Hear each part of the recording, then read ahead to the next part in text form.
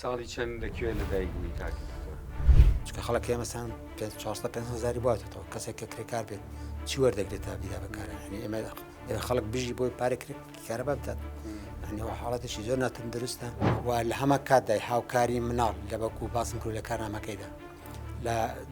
لەو ڕۆژەوە لەدایک دەبێت تا 8 ساڵی پێویستە حکومەت بەلانی کەمەوە $150 بداتێ. لیستی هەڵوێست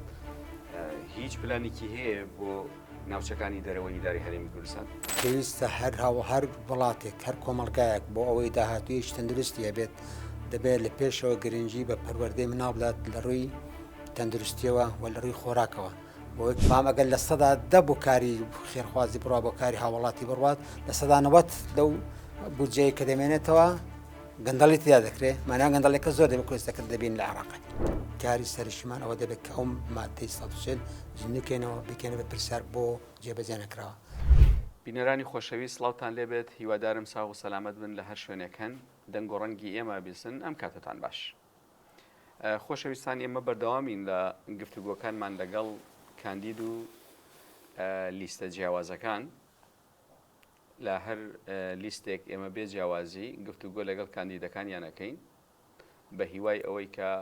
ئەو کاندیدە بە توانایانەی کە ئێمە گفتوگۆیان لەگەڵاکەین ببنن نوێنەرێکی باش لە ناو ئەنجومەنی نوێنەرانی عێراق و ئەوانیش بتوانن ببنن نوێنەرێکی باش بۆ خەڵکی هەرێمی کوردستان و بەدەستهێنانی دەستکەوتی زیاتر و زیاتر بۆ خەڵکی هەرێمی کوردستان. گفتوگۆی ئەم جارشمان لەگەڵ بەڕێز کاک دکتۆر محەممەد ئەمین کاندیدی ژمارە 14 لیستی هەڵوێستە، جەنابیان مامۆستای زانکۆ، شارەزای بواری ژینگە، شارەزای بواری فکر، شارەزای بواری جۆرا جۆر نووسەرێکی زۆر باشە. هیوادارم تااقەت بگرن لەگەڵمان گفتوگۆ بکەین بزانین کاک دکتۆر چۆن وەڵامی پرسیارەکانمان دەداتەوە. کاک دکتۆر بەخێربێت. سپاس. زۆر بەخێری کاک دکتۆر. کاک دکتۆر لەگەڵ بانگەشایە بینە چۆنە؟ بانگەشایە وڵای ئەوەندەی کە بخۆم دەمیست بوار نەبوو کە مەسەلەن ئاوە چڕ و پڕ و هەموو ڕوبەرەکان داپۆشێ، بەڵام بە گوێرەی توانە و ئیمکانیت خۆمان هەوڵ دەدەین. بەڵێ لە ناو شار قووەتت زیاترە یا لە دەوروبەری شار؟ وەڵایی بە گوێرەی ئەو ڕاپرسی و ئەو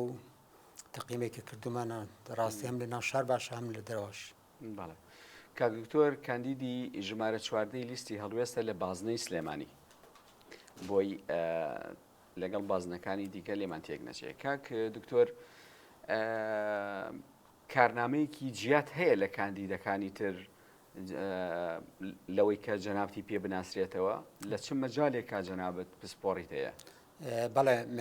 کارنامەی تایبەت خۆم هەیە کە لە سوشیال میدیا بڵام کڕێتەوە، وابزان کۆپیشم بۆ جەنابەت نردووە کە تەرکیز دەکاتە سەر ڕەهەندی دارایی ئابووری ژانی هاوڵاتان کە ئەمڕۆ بەدەستیەوە دەناڵێن بەڕاستی لەبەر نەبوونی موچە و بودجە و نەبوونی دارایی کە بتوانن تەکالیفی ژیانی ڕۆژانی پێ داپۆشن. بەڵێ کاک دکتۆر زۆرێک لە کاندیدەکان باس لە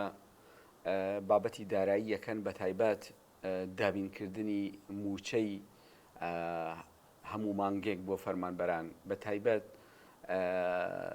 قسەکردن و گفتوگۆکردن و جەختکردنەوە لەسەر ئەو موشە فەوتاوانەی کە فەرمانبەرانی هەرێمی کوردستان لە ماوەی ڕابردووە وەکەوەی کە باسەکرێ زیاتر لە 50 موشەی فەرمانبەران فەوتاوە. تۆ چی پلانێکت هەیە بۆ ئەم بابەتە؟ بەڵێ جگە لەو موچانێک کە فەوتاوە خەڵک مەسەلەی پلە بەرزکردنەوەش بۆ خۆ بەشێکە لە موچە بڕین بەڕاستی من بۆ خۆم 3-4 پلەی بەرزکردنەوە ڕاوە پلەی وەزیفی. ئیتر بەرنامەی من لە پەرلەمانی عێراقی یەکەم شتەوە دەبێت کە مەسەلە موچە بکەوێتە دەست وەزارەتی دارایی عێراقی پەیوەندی بە کێشەی سیاسیەوە نەبێ و موچە خۆران و هەر وڵاتەیەک تەوتین بکرێت، واتە لەلایەن بانکیشی حکومیەوە پارەکان وەربگرن نەک بانقی ئەهلی، چونکە بانقی ئەهلی زەمانەت نییە گارانتی نییە کە سپێنی ئەو بانقا وەکو کەرتیشی تایبەت ئیعلانی ئیفلاس نەکات کە ئیعلانی ئیفلاسی کرد مانایە موچەی موچە خۆران کە لەو بانقەدایە دەڕوات و لە ڕووی یاساییشەوە ئەگەر شەریکەیەک یا کۆمپانیایەک ئیعلانی ئیفلاسی کرد ناتوانێت هیچ دەباش لەسەر قەیدکەی، بەڵام ئەگەر موچەی لەسەر لە بانقی دەوڵەتی بێت 10 ساڵ 20 ساڵ 30 ساڵی تریش بێت تۆ دەتوانانی موچەکەتۆر بگرین نمونە کات خۆ مەسەن دوای ڕاپەڕن خەڵک پارەی لە بانقیدا هەبوو ئەوان دوای دەچون مەسەن حتا پێش ڕوخانی سەدام دەچون خەڵک پارەکان وەردەگرت لە بانق حکوومیەکان جا بۆیە ڕێگای تەندروست بۆ فراهەمکردنی و ئاسایشی موچە ئاسایشی موچە خۆرانی هەرێم ئەوەیە کە تەوتێن بکرێ و لەلایەن وەزارەتی دارایی عێراقەوە ڕاستەخۆ بدرێت. جەنابەت ئەگەری هەیە دنیای دەرەوەت بینی بێ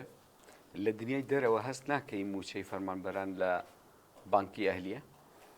خۆی من بۆ خۆم 40 ساڵ زیاتر لە دەرەوە ژیام و لە دەرەوەش خوێندن تەواو قۆناکانی خوێندن بەڵێ لەوێ بانکی ئەهلی هەیە ڕاستە حتا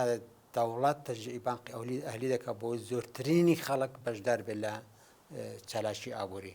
بەڵام ئەو بانقە ئەهلیانە هەندێ هەلو مەرجی ڕسایەکە دەبێت بیگەرنە بەر کە دەوڵەت بۆ هەندادنێ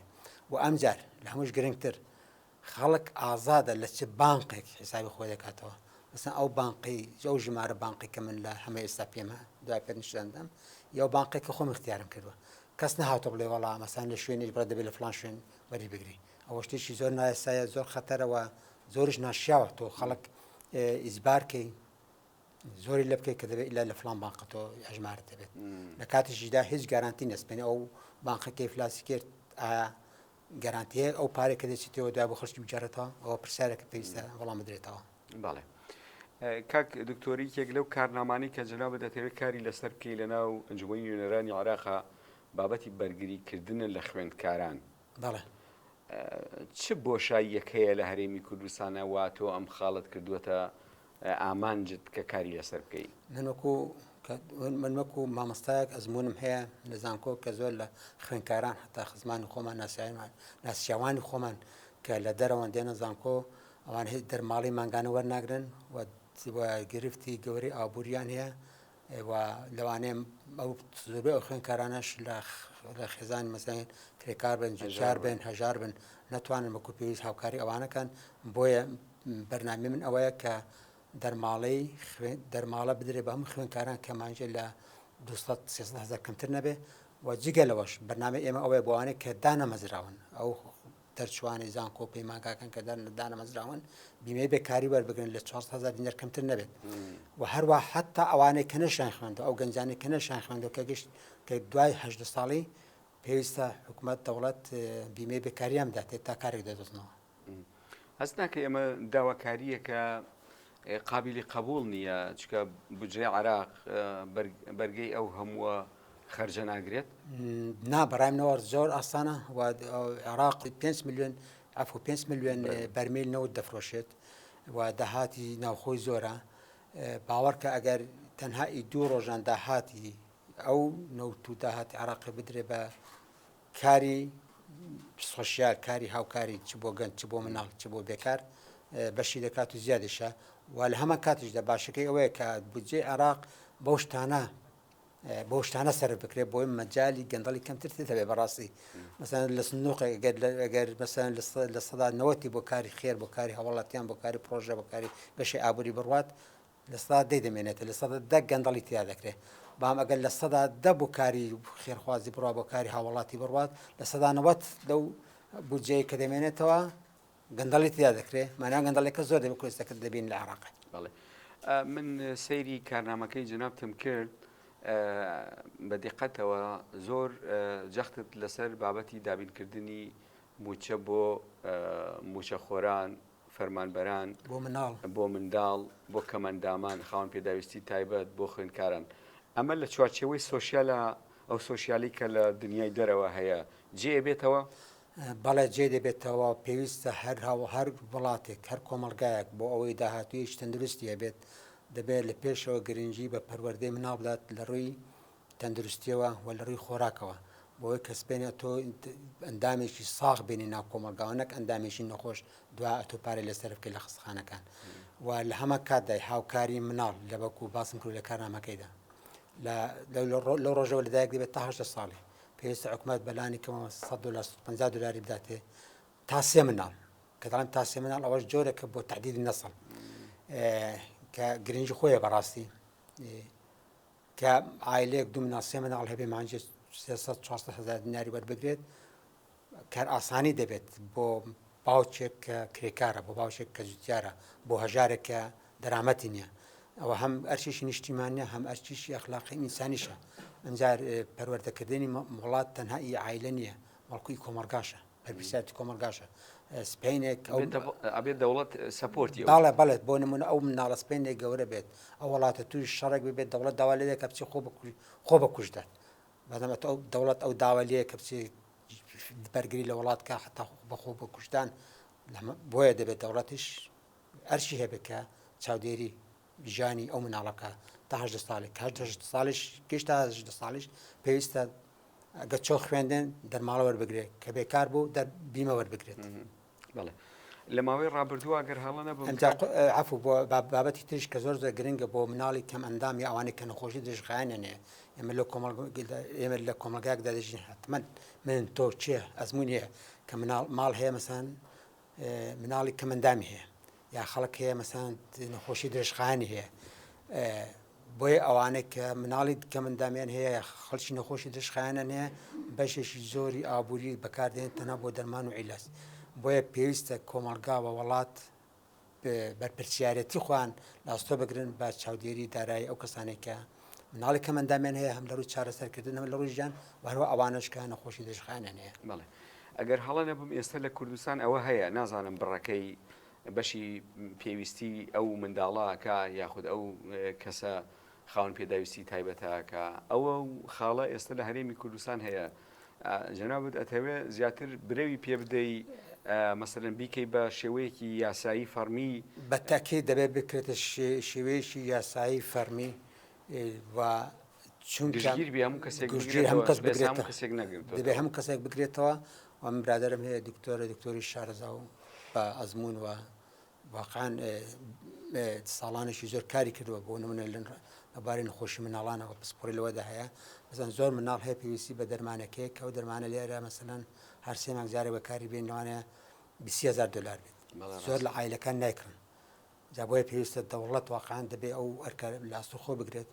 ئەم جاریش هاوکاری ڕاستە لە هەندێک بوار مەسەن کەم ئەندام یا خاوەن پێداویستی تایبەت هەندێ هاوکاری وەردەگرن بەڵام ئەوە کفایەت نییە ئەوە کەمە بەخۆ دەزانێت ئەو هاوکارێکە وەری دەگرن لە چاو ئەو هەڵاسانێکە لە بازاڕە هەیە یەک ناگرێتەوە بۆیە پێویستە ئەو هاوکارێک کە دەکرێت بتوانێت لەگەڵ نرخەکانی بازار هاوتا بێت. کاک دکتۆر ئێستا هەندێک سۆشیال هەیە هەندێک هاوکاری هەیە لە حکوومەتی عێراق هەیە بۆ ینی ئەوەش ناخیتە ناو کارنامەکەتەوە کە گوزەرانی هەرێمی کوردستان لە ڕووی موچە و ئەو هاوکاریە دارایی کە کرێت لە هاوکاری هاوسەرگیری سلفەی زەواج سلفەی عقار هاوکاری نەخۆش ینی بۆ بە شێوەیەک ڕێک ناخرێکە ئەوەی کە لە عێراق هەیە لێرەش هەبێ بەڕاستی من فیدرال هەیە بەڵێ لە یەکەم خەڵدا باسی ئەوم کردووە کە دەبێت یاساکانی هەرێم لەگەڵ یاساکانی عێراق هاوتا بکرێت چی مەسەلەن دەرمان بێ خستەخانە بێت بودجە بێ موچە بێ باج بێت و هەموو ئەو یاسانێک کە لە عێراقی هەیە لەگەڵ ئێرە یەکسان بکرێت و لە بینی ئەوانشدا ئەوەی کە جەنابەت باس کرد لەگەڵ نرخی وزە و کارەبا ئەو شتانێکە مەسەلەن زیاتر خەڵکی کوردستانی پێتەنگا کراوە بەتایبەتی نرخی وزە کە لە توانای تام بڵێم لە توانای خەڵکدا نییە وەگەر بەردەوام بێ لەوانەیە کاردانەوەی نەرێنی هەبێ لەلایەن خەڵکەوە چکە خەڵک هەیە مەسەلەن 400,000 بواتەوە کەسێک کە کرێکار بێت چی وەردەگرێت تا بیدا بەکارە ئێمە خەڵک بژی بۆی پارێک کارەبا بدات ینیەوە حاڵەتێکی زۆر ناتەندروستە و حاڵی تەندروستەوەی کە نرخی شتەمەنی و موچە بودجە یا باج ئەوانە لەگەڵ عێراقێ یەکسان بکرێت. بەڵێ کاک دکتۆر تێگەیشتنی تۆ بەپێی کارنامەکە بۆ ئافرەتان چییە بۆ ژنان چییە لە هەرێمی کوردستان چۆن پاڵپشت و سەپۆرتی کاری ئافرەتانەکەی بەنسبەت ئافرەتانەوە دەبێ یاسای هەلی یەکسان بۆ ئافرەتان بچەسبێت و نابێ هیچ کارێک بۆ ژن قەدەغە بێت لەبەر ژن بوون بەڵکو دەبێت زۆر کار و شت هەیە کار و پۆست هەیە بدرێ بە ژن لەبەر ئەوەی کە ژنە نەک لەبەر ئەوەی کە ژن نییە. ئەی بابەتی جینۆساید و قوربانیانی ئەنفال و کیمیابارانی هەڵەبجە چەند جار تا ئێستا ینی بڕیار دەرچووە نەگی یاسا بڕیار دەرچووە بۆ قەرەبووکردنەوە بەڵام نەچوەتە بواری جێبەجێکردنەوە بابەتی مادەی 140 ڕاستە بزەبەت ئەوە قەرەبووکردنەوەی قوربانیانی کیمیاوی ئەنفالێشێکە لە کارنامەکانی من پێش بەخواکە بسمە پەرلەمان لێشێ لە کارە هەر سەرشکانم دەبێت لەگەڵ قەرەبووکردنەوەی ئەو دیهات و گوندانێک کە کات خۆی لە کاتی ڕژێمی سەدەمدا ڕاوگازران بۆ ئۆردوگا زۆرم لێکان و قەرەبووکردنەوەی ئەوان ئەوە کاری من دەبێت و هەروەها دامی زەراعیش بۆی خەڵکی گوندەکان ئەوانە بتوانن ببنە پاڵپشتی پشتێنەی ئاسایشی خۆراک و ئابووری بۆ کوردستانی بزەبێتەوە کاری من دەبێت ئەمجار لە هەمان کاتشدا مادەی سۆسیێل لە ڕووی نەتەواتیەوە پێویستە هەمومان کار بکەین بۆ زیندووکردنەوەی مادەی 140 تا ئێستا کە نەکراوە بەڕاستی کەم تەرخەبین وە بۆ نیان کردوان الله ئەعلەم دەبێت ئەوە پرسیارە بەڕاستەوانە کە لە عێراق چەند خول لە پەرلەمانی عێراقی بووم بۆ باسی مادەی 140 نەکردووە و بەتاکید ئێمەمانە کە بچینە بەغا کاری سەرشیمان ئەوە دەبێت کە ئەو مادەی 140 زیندووکەینەوە بکەنە بە پرسیار بۆ جێبەجێ نەکراوە لە کاتیشتێکە لە دەستوردا هەیە. بەڵێ لیستی هەڵوێست چ من حەزەکەم باز لە کارنامەی لیستی هەڵوێستکەی بۆ ئەنجومەنی نوێنەرانی عێراق لیستی هەڵوێست هیچ پلانێکی هەیە بۆ ناوچەکانی دەرەوەی ئیداری هەرێمی کوردستان؟ لیستی هەڵوێست بۆ ناوچەکانی دەرەوەی هەرێمی کوردستان ئەوەی کە گرنگ بێ مادەی 140 لە بەڕاستی ئەوە هەمومان لە برادرانی لیستی هەڵوێست کۆچین کە دەبێت ئەوە کارنامەی ئێمە بێت ئەو مادەی زیندوو بکەینەوە بۆەوەی کە ڕەوشی نائاسایی ناوچەکان دەرەوەی هەرێم ئاسایی بکرێتەوە ئەوەی کە ڕوویدا دوای 16 ئۆکتۆبەری 2017. بەڵێ کاک دکتۆر بەو پێی کە جەنابەت پسپۆڕیەکەت لە مەجای کشت و کاڵایە ئەگەر هەڵە بم مامۆسای کۆلێژی کشت و کاڵ بووی ئەو گرفتانە کامانن کە لە کەرتی کشت و کاڵە هەیە لە هەرێمی کوردستان و پێویستی بە سەپۆرت هەیە بۆ ئەوەی کەرتی کشت و کاڵ لەم هەرێمە بەپیتە لەم زەویە بەپیتەی کە لە شارەزور و بتوێن و دەشتی هەولێر و ئەوانە هەیە بۆ ئەوەی چالاکتر بێت بۆ ئەوەی بەرهەمهێنەرتر بێت. من لەوانەیە دان و تار و بابەت نووسی بە لەسەر ئەو پرسە لە 2004 تا ئێستا و چەندها پرۆژم تەقدیم کرد بە حکوومەت یارم لێرە و لەوێ کە بەهاندار بن بۆ بژانەوەی کەرتی کشت و کاڵ لە کوردستاندا تا ئێستا نەتیجەی نەبووە و بۆ پرسیاری جەنابیشت شتێک دەبێت بکرێ ئەوەیە کە دەبێت دەوڵەت وەکو سیاسەتی ئەوە بێ کە گرنگی بە کەرتی کشت و کاڵدا بۆ نمونە تا 5 ساڵ مەسەلەن کاڵایش خۆراشی کە لە وڵات لە دەرەوە دێت مەسەن هاندەر بێت تا بتوانێت لە ڕووی چۆنایەتی و جۆرایەتیەوە لە ناوخۆی وڵات بەرهەم بێت حتمما بۆ عێراقش هەمان شت دروستە بۆ نمونە عێراق ساڵان خورما دەناردە دەرەوە بەڵام ئێستا لە بازار تەماشا دەکەی خورما ئێرانی نازانم کوێ هەیە جاوەکو وتم پێویستی بە سیاسەتیشی گشتگیری دەوڵەت هەیە لە بواری ئابووری بە تایبەتی ئابووری کشت و کاڵدا وەیتر چۆن بکرێ ئەوە پرسیارە. با لەسەر چۆن بکرێت چۆنە پرسیارەکەمان بکەین ئێستا لە دنیای دەرەوە بۆ پێشخستنی کەرتی کشت و کاڵ پێدان یەکێک لە هاوکاریەکانی کەرتی کشت و کاڵ یا یەکێک لە ئەو بایەخدانانەی کە حکوومەت پێویستە بە کەرتی کشت و کاڵی بدا بابەتی پێدانی قەرزە بەڵێ پێدانی قەرزە بە جوتیارەکە حەز ناکەی ئەمە لە عێراق و لە هەرێمی کوردستان هەیە و پێویستی بە جوڵەیەک هەیە بۆ ئەوەی ئەم پاڵپشتی جوتیاران ببێتە شێوەیەکی یاسایی حکوومەت سەپۆرتیان بکات بۆ دامی بۆ پاڵپشتی هەندانی بەرگونی کشت و کاڵی بەڵێ دەتوانێت قەرز بەکاربێت دەتوانێت دامیش بەکاردێت بەڵام بەڕای من ئەوەی کە لە کارنامەکە دەباسم کردەوە پشتیوانی داراییە نەک قەرز چونکە قەرز دەیە بداتەوە احتیمالە کابرا ئەو قەرزێک کە وەری دەگرێت تەنها بەشی تێچوونی بەرهەمەکە بێ نەک قازانجی بۆیە لە پێشەوە پێویستە دەوڵات بەرنامە هەبێت بۆ چاندنی هەر یەک دۆنم زەوی $100,000 $150,000 دیاری کرد ئەوکو بەکو هاوکاری بێ قەرز بۆ بەخێوکردنی مانگایەک مەسەن $150,000 بۆ مەڕێک یا بزنێک 100,000 هەتا بۆ هەنگەوانێک مثلا 30 تا 50,000 بۆ باخەوان یا بۆ هەر کەتێکی تر کە بەکاردێت ئەوە دەتوانێت لە ماوەیەشی بەسەن 2 ساڵ 5 ساڵ ببێتە پاڵ پشتیشی ئابووری چونکە کەسێک گەر مەسەن 100 مەڕی هەبێت بتوانێت مەسەن پارەیەک وەربگرێت ئەوە دەتوانێت بەو پارەی کە وەری دەگرێت تێچووی ئەو پارانی کە بەکاردێنێ بۆ بەرهەمێنان بۆ دەکەوێت خۆڕای واتە بەرهەمەکەی لە دواییدا دەبێتە سەرمایە بۆی 1 ساڵ 2 ساڵ 3 ساڵ دەتوانێت بۆ سەرمایە گەشە بە کەرتەکەی بدات کەرتی مەڕداری باخەداری یا هەر شتێشتر ئەو کاتی هەم استفادەی بۆ خۆی دەبێت هەم استفادەی بۆ وڵاتیش دەبێت جگە لەوەش ئەو شوێنە ئەو کەرتە دەبێتە کەرتی شوێنی کار بۆ ئەو گەنجانێک کە لە زانکۆ و پەیمانگاکان دەرەچین یا ئەو گەنجانێک کە لە بازار بێکارن دەتوانن لەوەی شێ بکەن لە زۆر وڵاتە مەسەڵەن لە وڵاتیش وەکو دانیمارک ئێستا کەرتی کوشتتوکار لە سەدا نسبەتیشی گەورە بزەوت لەبیرم نییە نسبەتیشی گەورە خەڵکی بێکار لە خۆ دەگرێت بۆ نمونە کەرتی مەسەن قەسابی کە بۆ هەموو دنیا سادر دەکات کەرتی مەسەن حتا شەکر شیرەمەنی ئەوانە مەسەن لە ساڵ 25 داهاتی دانیمارک لە ئەکسپۆرت کە دێنێت دەرەوە لە کەرتی کوشتتوکاڵە جگەلەوە کە بەشی لە بەشی ناخۆش لە زیادی هەیە وڵاتی ئێمە چەند لەبارە بۆ هەناردەکردن من لە بابەتی کەرتی کوشتتوکاڵ من چەند جار تریش باسم کردەوە 2004 کەم جار کاتمە کوردستان پرۆژەی شیری کوردم دنووسی مەسەشی مەیدانیم کرد لە تەنها لە پارێزگای سلێمانی لە شارە زور و هەڵەبجەوە تا دەگاتە منتقی قەندیل بەداتا ئەگەر ئەنجام درابە تەنها لە پارێزگای سلێمانی داهاتی شیر تەنها شیر ساڵانە 2 ملیارد یورۆ بوو جگەلەوەی کە بەرنامەمان لەو پرۆژە ئیرۆ جگەلەوە کە لەو بەرنامەشدا ئەوەی لە خۆ دەگرت کە هەر مناڵک لە 6 ساڵی تا 5 ساڵی نیو لیتر شیر بە خۆڕای بخواتەوە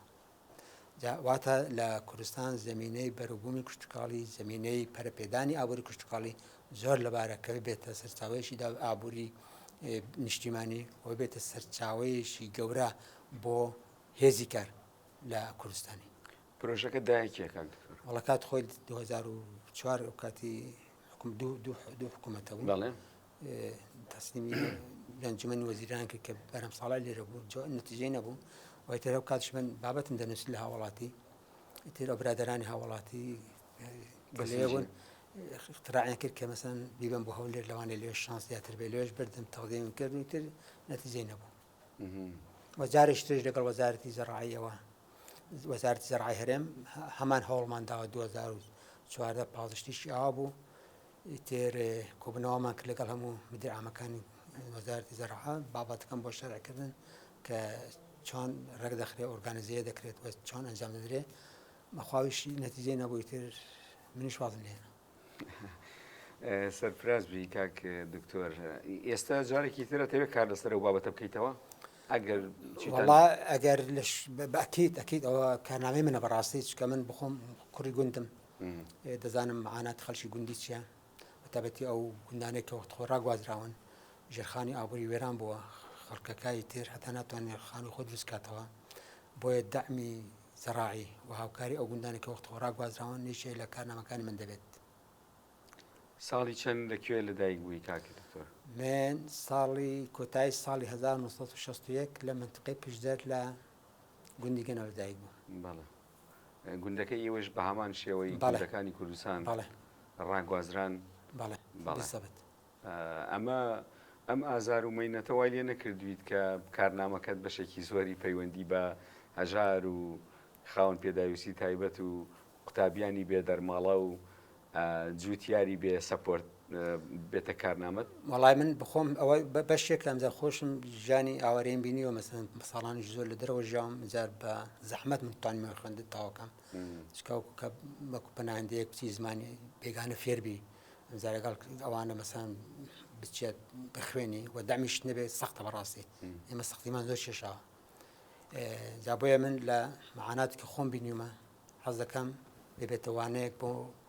ئەوانێت تر کە چۆن بتوانن ئیدارەی خۆیانکەن کە چۆن هاوکاری بکرێن کە چۆن بتوان بەسەر ئەو مشکلاندا زاڕون بە هاوکاری ئەو ئیمکانەتی کە دەوڵەت هەیەی و ئەوەش ممکنە ئەگەر ئیشی لەسەر بکرێت جگەل لە زمانی دایک چەند زمانی دیکە دەزانی؟ من ئینگلیزی دەزانم، دانیمارکی، فارسی، عەرەبی و بە زمانی نەرویجی و سویدیش ئاشنام، واتە 5 زمان دەزانم و بە 4 زمانیش بڵاوکراوە و وتارم هەیە، توێژینەوەی زانستیم هەیە، عەرەبی، کوردی، ئینگلیزی، دانیمارکی. بەڵێ سەرکەوتوبی کاک دکتۆر، من هیوادارم کەسانی پسپۆڕ و بەتوانەی وەکو جەنابتان لە ناو ئەنجومەنی نوێنەرانی عێراقدا هەبێ. کاک دکتۆر باسی توێژینەوەت کرد، بەڕاستی و توێژینەوانی کە لە هەرێمی کوردستانە کرێت لە مەجالە جیاوازەکانە بە تایبەتی مەجای کەرتی کشت و کاڵ،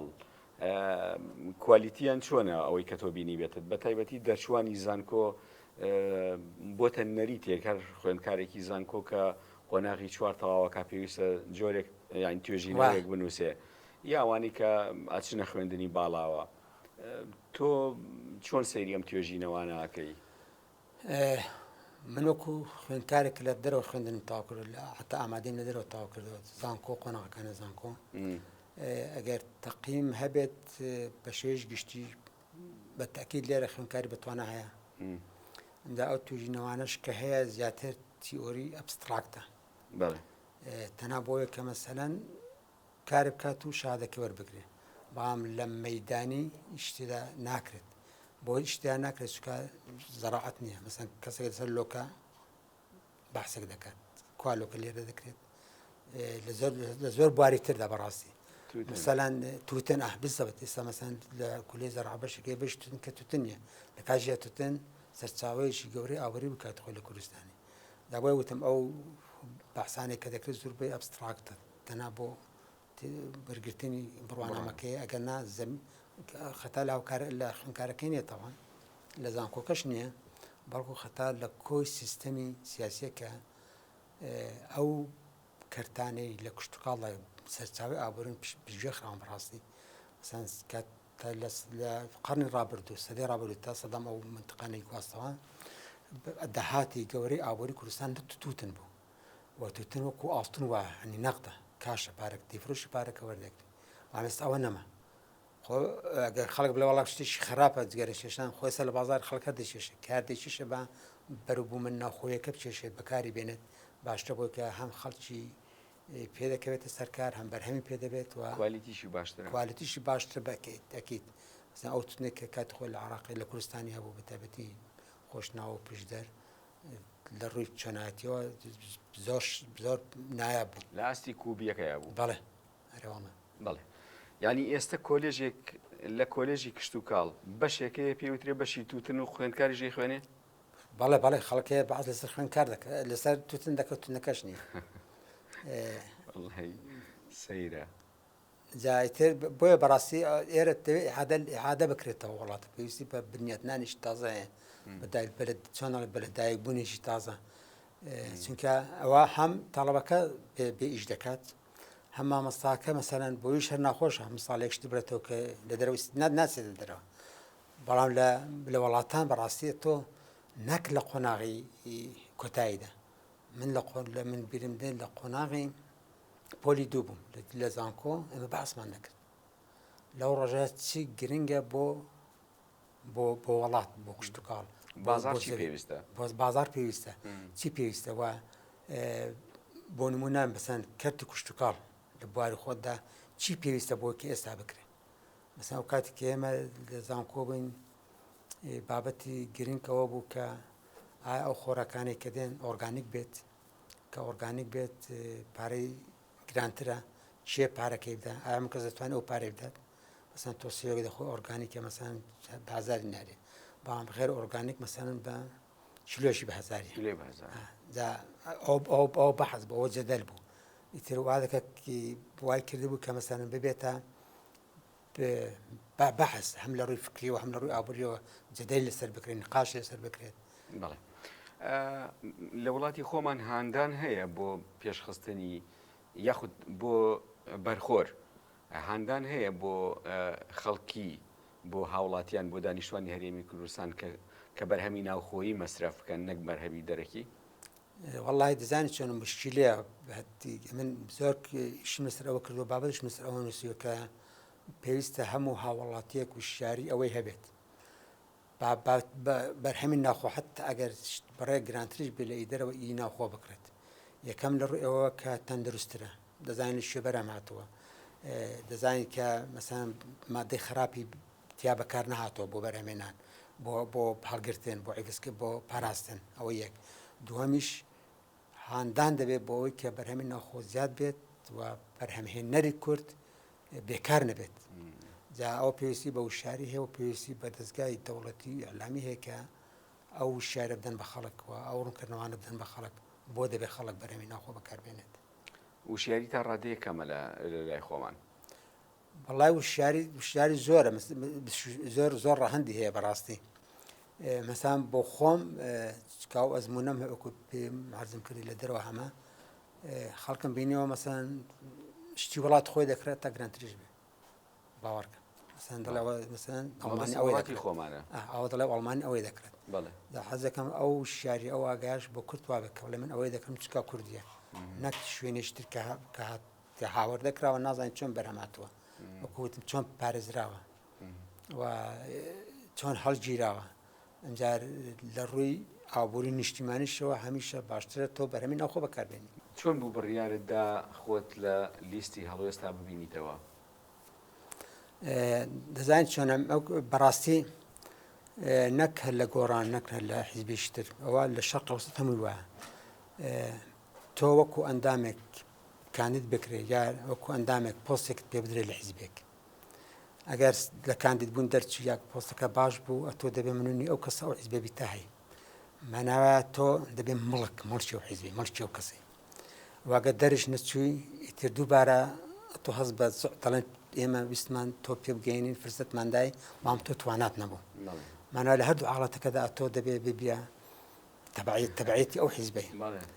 ئازادی کەم دەبێتەوە لە خۆشم وەکو فترەت من هەست ئینسانێکی لە فکردا ئازادم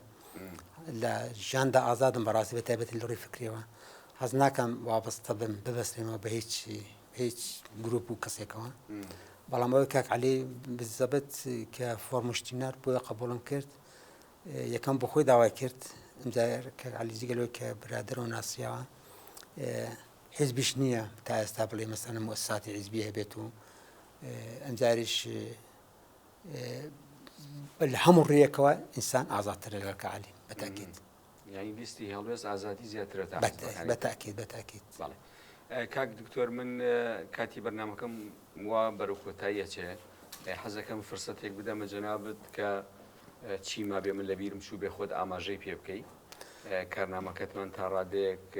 باس کرد شەنوکە و کرد چەندە هەر یەکێک لەو کارنامانی جەنابەت کە نووسیتە ئەتەوێت کاری لەسەرکەی دڵنیان بە ساعت و 2 ساعت گفتوگۆیەوێ بەڵام ئێمەی ئەوەی ئەوەندەی کە دەرفەتمان هەبوو لە خزمەت تا بووین پێم خۆشە جەنابەت چی ببێ ئەتەوێ بێ فەرمووی لە خزمەت تا بێن سپاس دەکەم من هەدەفم ئەوەی ئامانجم ئەوەیە کە ژیانی دارایی و ئابووری خەڵکی کوردستانی لە مناڵێکەوە کە لە دایک دەبێت تا کوتای ژیانی بۆ فەرهەم بکرێت لە ڕێگای ئەو مادە دەستوریانێک کە لە عێراقەیە کاری لەسەر دەکەم و دروشمیشم ئەوەیە کە دەبێ ئاسایش خۆراک و خۆشگوزەرانی ئابووری بۆ هەمومان بێت و هەوڵ بدرێت کە نایەکسانی کەم بکرێتەوە و بازار قۆڕق نەکرێت هەموو هاوڵاتیەک بەش خۆی پێ بدرێت لە ئەو سەرچاوە ئەو داهاتە ئابووریە کە لە وڵاتدا هەیە کەسێک بۆی نەبێ ببێتە میلیاردێر و کەسیش نەتوانێت ئیشی هەبێ قوتی ڕۆژانەی دەربێنێت ئەوە نەعەدالەتیە نادادیە ئێمە ئیشی لەسەر دەکەین هەدەفی ئێمە داد و ئازادی بۆ خەڵکی کوردستانی بەڕاستی و داوام لە خەڵکی کوردستانی هەیە کە بە حەزمەوە بە ئیسرارەوە گروتینەوە بچنە سەر سندوقەکانی دەنگدان و دەنگ بەو لستەی دەن کە داد و ئازادی و خۆشگوزارانیان بۆ بە دیاری دێنێت بینەرانی خۆشەویست بەڕاستی جیا لەوەی کە هەر حیزب و لایەنێک کاندیدی خۆی هەیە بەش بە حاڵی من پێم خۆشە ئەو کاندیدانە بچنە ناو ئەنجومەنی نوێنەرانی عێراقەوە هەموو ئەو کاندیدانە دیارە کەسانی بەهێز و بەتوانان لە ناو حیزبەکەیە پاڵفتەکراون یا لە ناو لایەنەکانە پاڵفتەکراون و نیشانی خەڵکی ئەدرێن بچنە ناو ئەنجومەنی نوێنەرانی عێراقەوە بەڵام دوجار لەناو ئەوانەشان نخبەی زۆر باشەیە بەڕاستی کاک دکتۆر محەممەد ئەمین کاندیدی ژمارە 4 لیستی هەڵوێست پیاوێکی بە ئەزمونە بەتوانایە زمانزانێکی زۆر باشە بیرکردنەوەی زۆر باشە حەقی ئەوەی هەیە کە بچێتە ناو ئەنجومەنی نوێنەرانی عێراقەوە هیوای سەرکەوتن و سەرفرازی بۆ کاک دکتۆر محەممەد ئەخوازم ئێوە شەرشاد بن.